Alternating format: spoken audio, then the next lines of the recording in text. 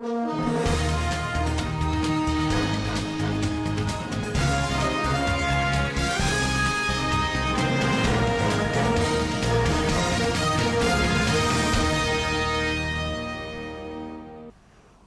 to Standard Voice News Channel. I am Samira Ibrahim.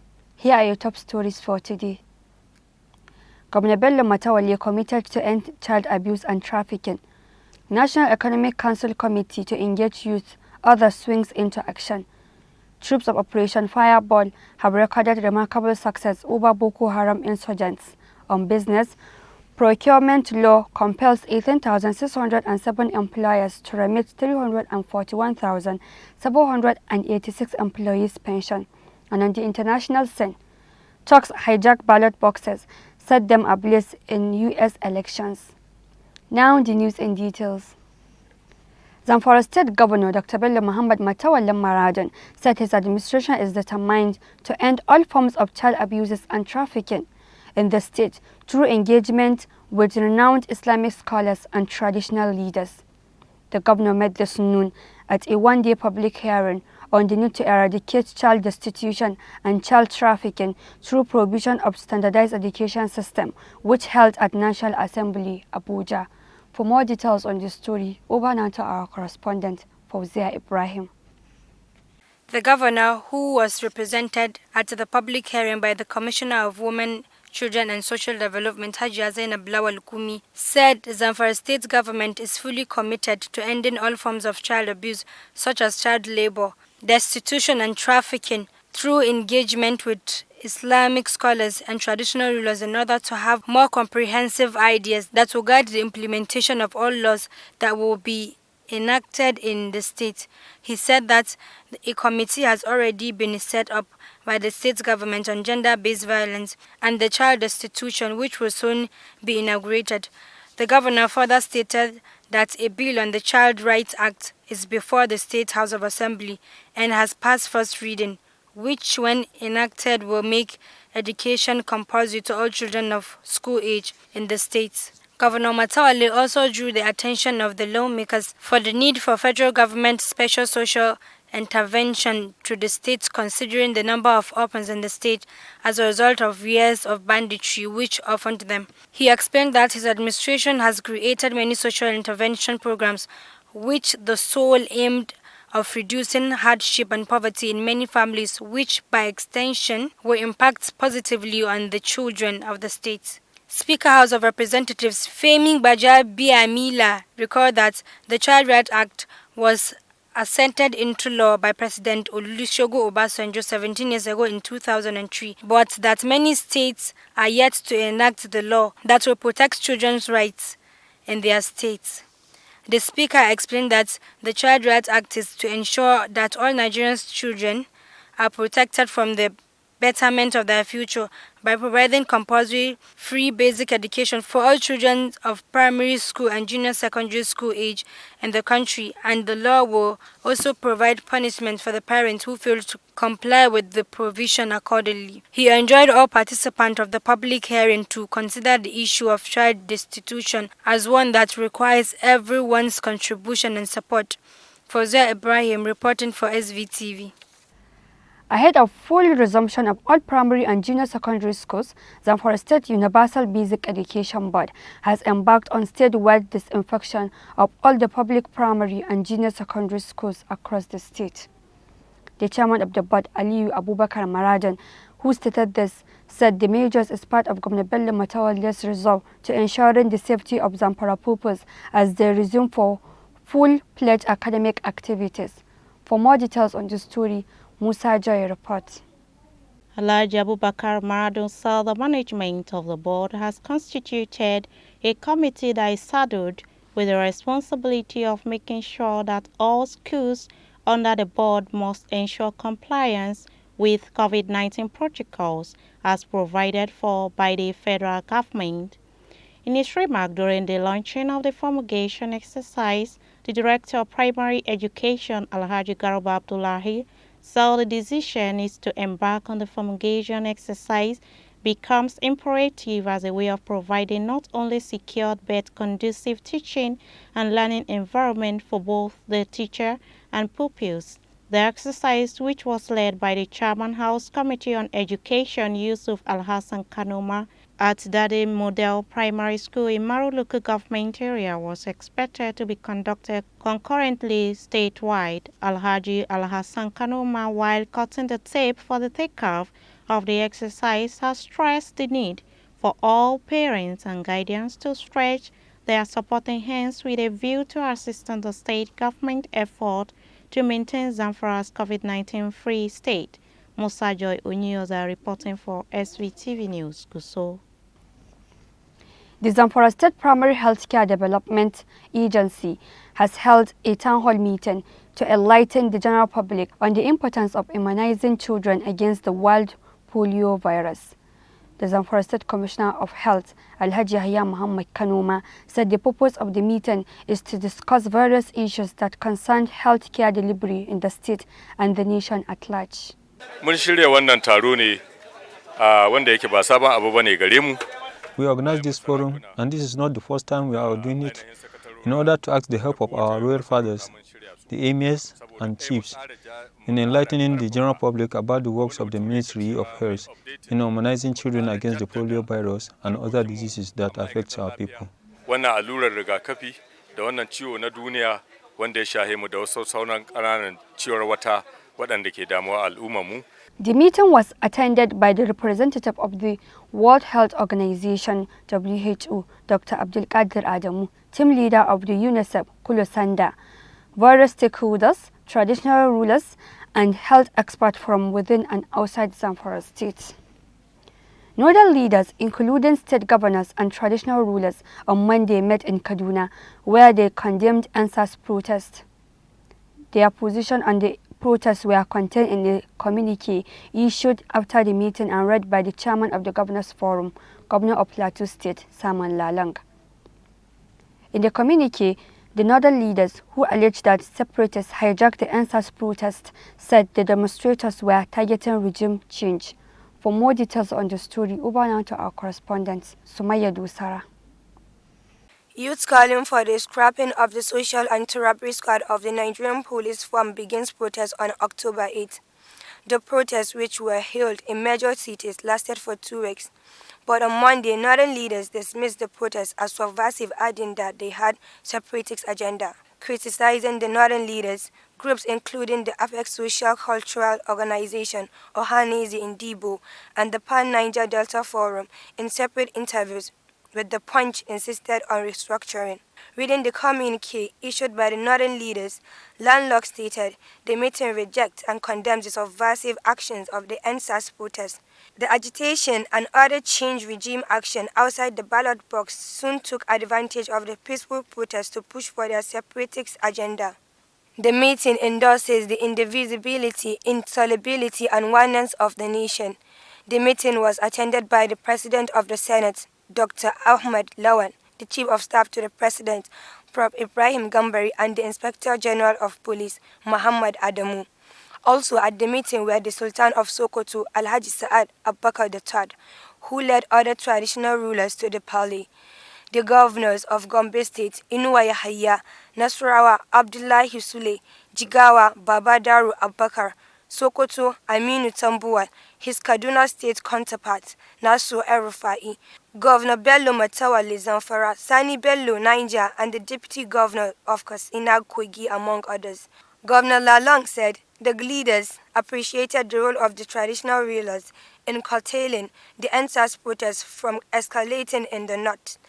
The Plateau State Governor disclosed that the meeting noted the devastating effect of the uncontrolled social media in spreading fake news and called for major control mechanism and censorship of the social media practice in Nigeria.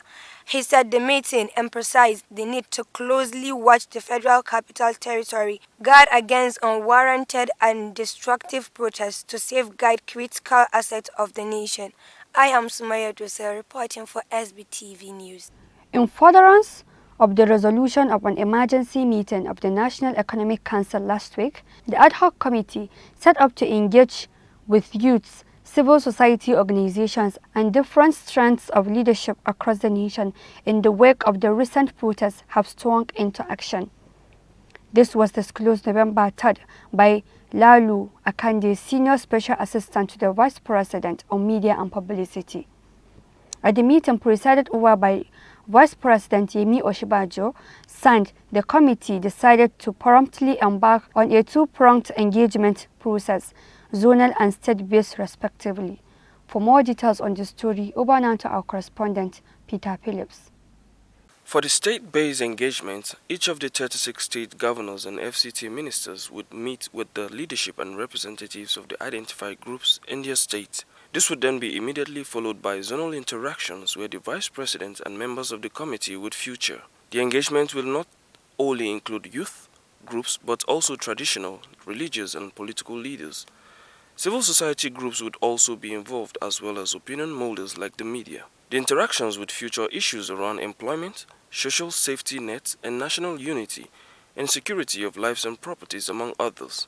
The meeting, attended virtually by all governors representing each of the 6 geopolitical zones in the country, also formally adopted the following terms of reference: to engage representatives of youth, civil society organizations and others, political, religious and traditional leaders on employment and social safety, net programs, among other issues. To engage with security agencies and develop ways of delivering more control to state governors who are the chief security officers of their state. To recommend effective solutions to the rising divisiveness and propose ways of strengthening national unity. To develop a framework for the coordination of action steps to be taken by both the federal and state governments in response to the fundamental issues underlying the EndSARS protests. To co-opt and or invite any individual or corporate body that may facilitate the work of the committee. Report to Council with such recommendations as may be considered appropriate. It would be recalled that last Thursday, after more than 4 hours of deliberations at an emergency meeting of the National Economic Council, it was resolved that the deeper reasons behind the EndSARS protest and its fallout should be addressed by both the federal and state governments. I am Peter Phillips, reporting for SVTV News, Gusau. The Inspector General of Police, IGP Muhammad Adamu, on Tuesday visited Lagos State Governor Babajide Sanwo-Olu at the State House in Marina. IGP Adamu lamented the extent of the damage caused by hoodlums who hijacked the EndSARS protest against police brutality last month. Briefing reporters, the IGP said he was in the state for an assessment of the police assets vandalized after the protest and to commiserate with residents. For more details on this story, Fauzia Ibrahim reports. According to the government, 6 police officers were killed in Lagos, 36 critically injured, while 46 police stations were touched. In a statement titled Sanwo-Olu Receives Police IG Over Coordinated Action in Lagos, the governor's chief press secretary, Boyega Akosile, said his principal commiserated with the police chief over the mob attack on police personnel and torching of their stations. Governor Sanwo-Olu intimated the IGP on the move by the state government to rebuild the razed police station and offer scholarship award to the children of the officers killed in the violence. The chief press secretary also quoted the police chief as saying Lagos was the epicenter where the EndSARS protest took place and the number of destructions and the subsequent violence were more in Lagos than any other part. The IGP said he came to commiserate with the governor and people of Lagos State, adding that the destruction they suffered was uncalled for. Fauzia Ibrahim, reporting for SVTV. The Buhari Media Organization, BMO, has challenged Amnesty International on the utility of its report from Nigeria, which are neither accurate nor helpful to the country undergoing healing following the EndSARS protest. In a statement signed by its chairman, Niyi Akin-Siju, and secretary, Kasidi Maduke, BMO faulted the recent Amnesty International reports on the Lekki Tollgate incident in particular and the EndSARS protests in general, describing them as inaccurate and highly misleading. For more details on this story, over now to our correspondent, Shehu Magaji. Reporting from a crisis requires a certain measure of responsibility. The Buhari Media Organization said it stands by the presidency's robust rebuttal of Amnesty International's serial falsehood on the Lekki Tollgate incident. which apart from lacking sequential credibility is essentially sensational. It should be repeated here for the umpteenth time that the Lekki tollgate incident did not precipitate the wanton violence and the destruction of public properties witnessed nationwide. Hoodlums had forced jailbreaks in Benin and Oko. Policemen had been attacked and the police station burnt or ransacked even before the Lekki incident. More worrisome is that Amnesty International falsehood on the Lekki incident follows a familiar pattern of misinformation and deliberate misrepresentation of Nigeria's domestic situation. Previous Nigeria country reports have often failed simple credibility test. It is indeed a sad commentary on Amnesty International reputation that neither regard for the sanctity of facts nor discretion seem to temper the agency's Nigerian interventions, which appear to be underlined by a predetermined subversive agenda. It is not a sign of weakness for Amnesty International to turn a new leaf by publishing only verified and truthful reports about Nigeria. Alternatively, Amnesty International should remain silent until it is in possession of validated and credible information from which it can draw its conclusions. Shehu Magaji reporting for SBTV News. 71 teaching staff of the community staff schools in Abuja, run by the State Security Service (SSS), were sacked after the workers demanded pay raise and better working conditions. This topic has become synonymously linked to practices in the financial sector and others with mass job layoffs. In its memo dated November 2, 2020, the school management asked parents to allow the closure of the school for 2 weeks to enable the management to reorganize the school after it had sacked the 71 teaching staff. One of the sack letter to its staff reads, "Due to the COVID-19 on the Nigerian economy vis-a-vis the crippling financial situation of the school, the management conveys the proprietor's approval to disengage you from the services of the school with effect from 3rd November 2020. Meanwhile, the sacked teachers are expected to hand over all school properties in their custody. The management advised the concerned teachers to contact their pension fund administrator, PFA, for their benefits. The proprietor wishes them well in their future endeavors. Sequel to the commencement of Operation Fireball, a subsidiary operation under Operation Lafia Duli, which is meant to clear the remnants of Boko Haram, Islamic State of West African province terrorists from their identified enclaves in the northeast region. The operation has recorded tremendous successes within the short period from its existence, with the last week of the preceding month proving to be the deadliest against the criminals. The troops in the various sectors of the theater have continued to carry out their attacks relentlessly. For more details on the story, Beauty Abdul Malik reports. The successes so far achieved wouldn't have been possible without the sacrifice, commitment, and gallantry exhibited by the well-motivated troops, some of whom have paid the supreme sacrifice. Within this period, the troops have carried out aggressive clearance operations, ambushes, robust day and night patrols in order to finally decimate the remnants of Boko Haram, ISWAP criminals. Consequently, as a result of the aggressive offensive action carried out by the troops, several terrorist elements have been neutralized as large numbers of their equipment were captured while some were equally destroyed in the process. In this regard, a total of 75 Boko Haram terrorists were neutralized within this period. In terms of the criminal equipment, 4X gun trucks, 1X Bedford truck, 3X anti-aircraft guns were destroyed. The captured weapons include 6X gun trucks, 4X anti-aircraft guns, 1X PKT gun, 4X general purpose machine guns, 1X automatic grenade launcher, 1X Dodge car gun, 1X light machine gun, 48X AK-47 rifles, 1X locally made pistol, and 10X AK-47 magazines. Furthermore, large catch of ammunition was captured also.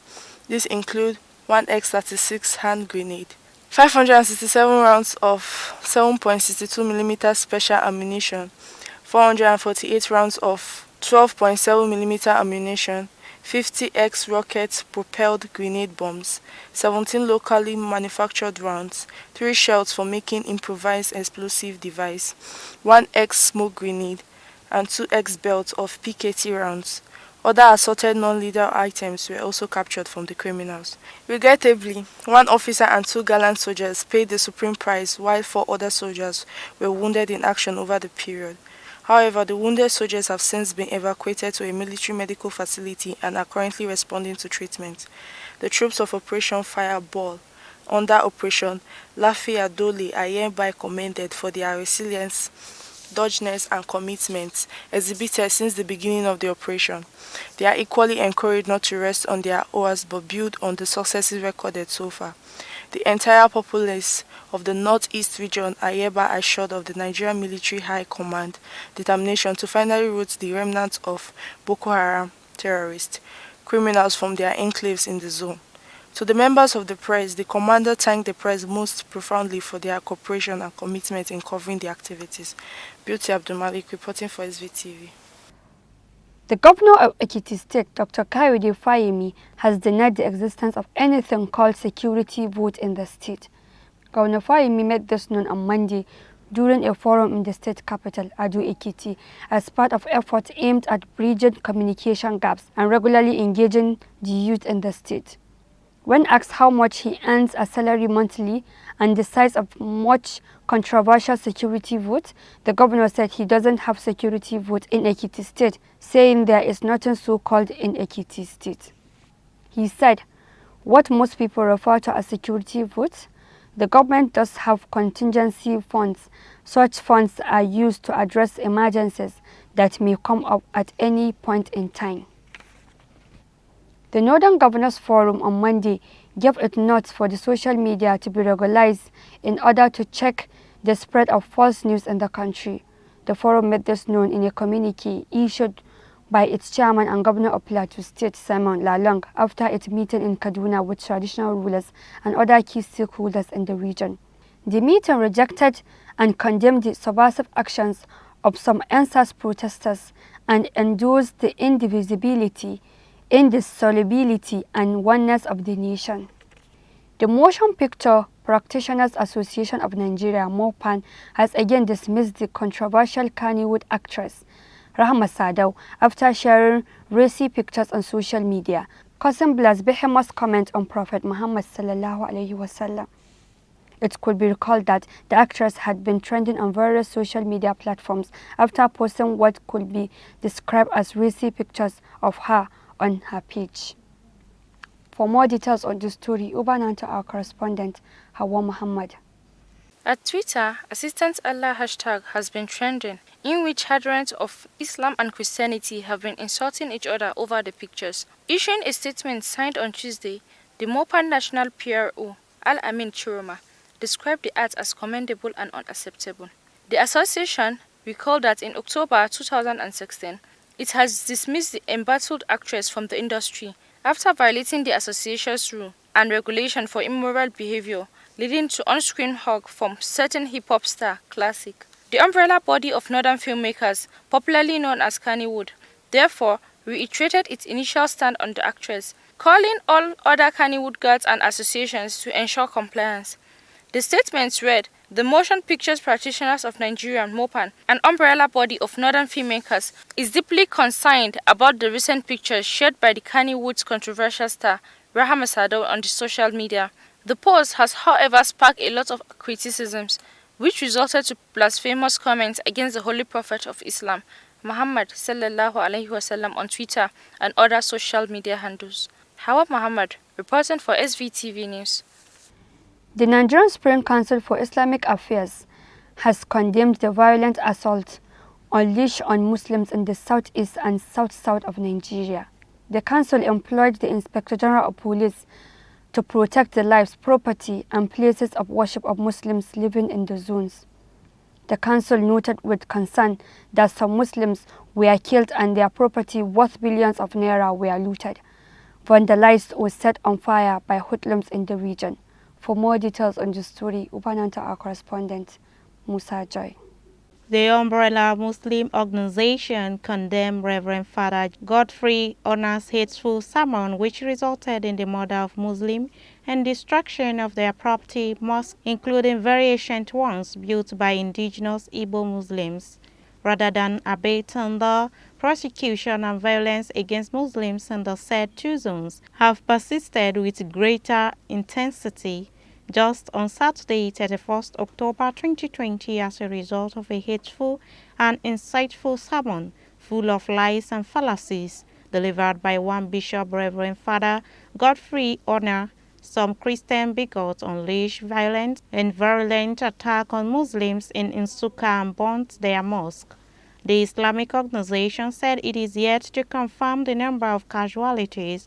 In the sermon attached, it was clear that the bishop instigated the worshippers against mosques and Muslims. The recurrence of this kind of incessant arson and massacre of Muslims in the southeast and south-south, if left unchecked, could surely ignite reprisals in other parts of the country, especially the north. It has therefore become imperatively urgent to proactively bring an end to these criminalities. In view of the above, the Nigerian Supreme Council for Islamic Affairs, on behalf of the Southeast entire Nigerian Muslim Ummah, hereby reiterates its call to the authorities concerned in the Southeast and South-South to rise up to this challenge and protect the lives and property of Muslims in the zones as bona fide citizens of Nigeria, which should live peacefully in any part of the country. Musa Joy Unyoza reporting for Svtv. On business, over to Musa Joy.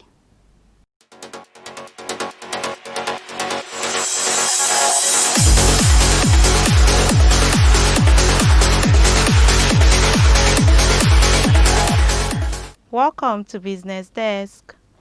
The federal government law that allows only companies with pension clearance certificates to bid for its contract is paying off, as 18,607 certificates were issued to employers in 2019.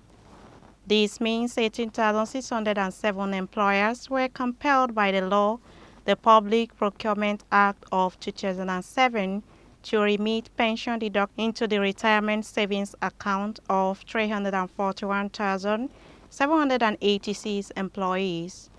Going by this, a total sum of 93.8 billion naira was remitted into the RSAs of 341,786 employees. The Director General National Pension Commission, Mrs. Aisha Dahir Omar, said in compliance with Section 2 of the Pension Reform Act 2014, the Commission continued to process and issue pension clearance certificates to private sector organizations that met the requirement. She stated that the Commission collaborated with the Bureau of Public Procurement to enforce the Public Procurement Act of 2007. She said the certificate is mandatory for companies bidding for federal government contracts as provided in the Public Procurement Act 2007 and being enforced by the Bureau of Public Procurement in furtherance of its collaboration with the Commission. In 2019, the Commission received 19,298 applications for pension clearance certificate, out of which 18,607 certificates were issued while 691 applications were rejected. And that's all on Standard Voice Business Update. I am Musa Joy Unyoza. And on the international scene, ahead of the U.S. presidential election scheduled for Tuesday, 3rd November 2020, a Boston resident, Wadley Aman, was arrested Sunday evening for incinerating a ballot box.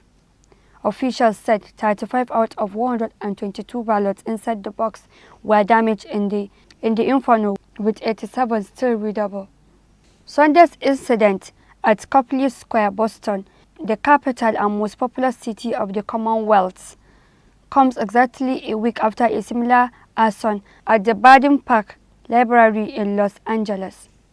About 200 ballots were said to have been destroyed in Los Angeles Inferno.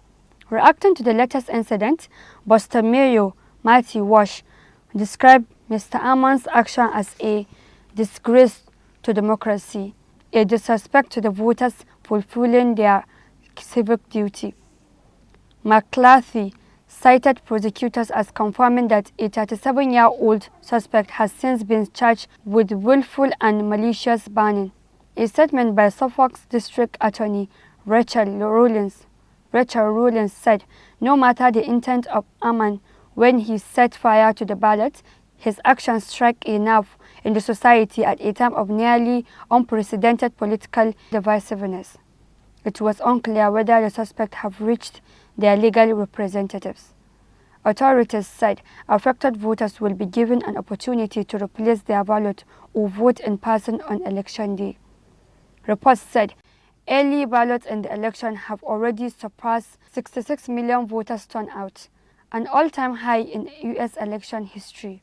Incumbent Donald Trump of the Republican Party hopes to be re-elected as Democrat former Vice President Joe Biden seeks his ouster. That has been the news from Standard Voice Television. To end the news, a quick look at the major headlines. Governor BELLO MATAWALLE committed to end child abuse and trafficking.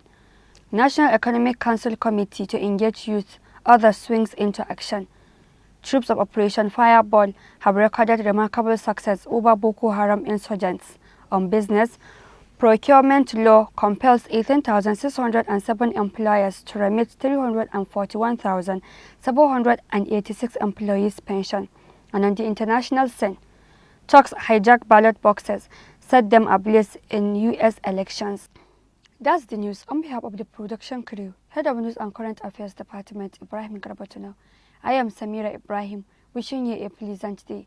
Keep watching Standard Voice Television News. Goodbye.